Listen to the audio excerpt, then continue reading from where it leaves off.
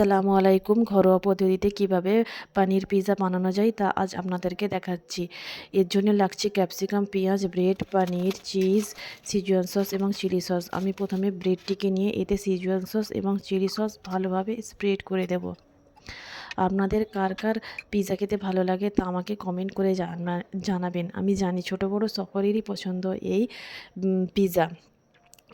এরপর পিৎজা ব্রেডটির উপরে আমি একে একে ক্যাপসিকাম, পেঁয়াজ, টমেটো ভালোভাবে সাজিয়ে দেব। আমরা তো সকলেই বাজার থেকে দাম দিয়ে পিৎজা কিনে খাই, একবার বাড়িতেই বানিয়ে দেখতে পারেন আপনারা। এরপর আমি পানির গ্রেট করে দিয়ে দেব এবং আমুলের চিজ ভালোভাবে গ্রেট করে দিয়ে দেব।